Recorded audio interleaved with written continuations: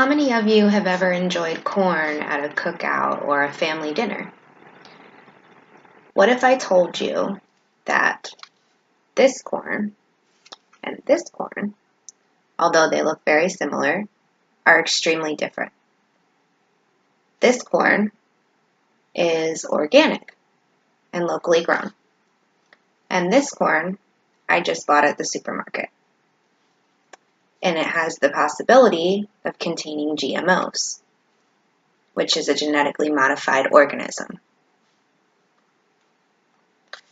After researching and gathering information, it's my hope to enlighten you on shopping organically and GMO-free foods.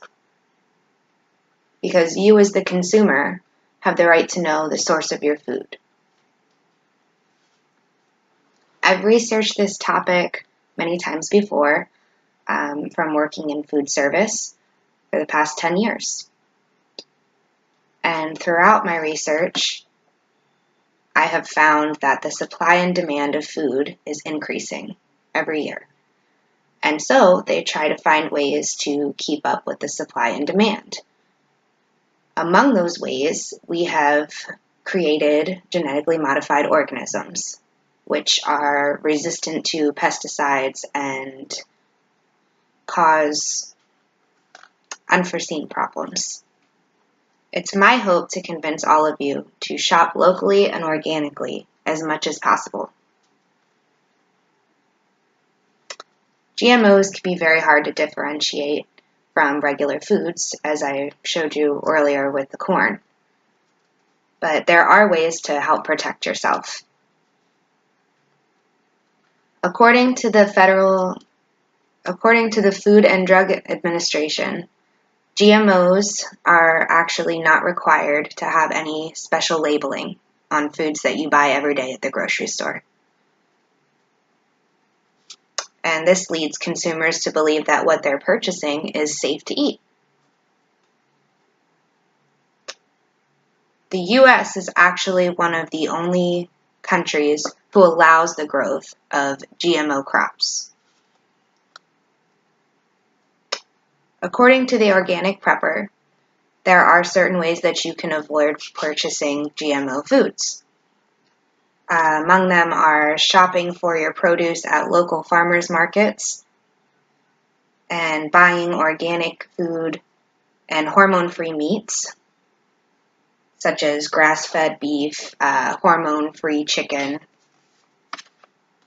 Avoid overly processed foods as much as possible. They have the very strong possibility of containing GMOs, or foods made from products of GMO crops. According to the National Institutes for Health, there can be unforeseen consequences to the use of GMOs. They are believed to possibly have a link to the increase in cancer over the past couple years, and also the increase in autism in the younger generations. Now that I've shared with you a little bit about what GMOs are and how you can avoid them, I'd like to review.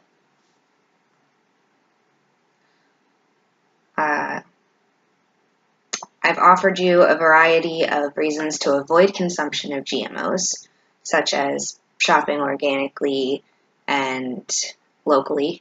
If you can, go to a local butcher shop. This is the best way to ensure that you're not getting a GMO-fed beef or chicken.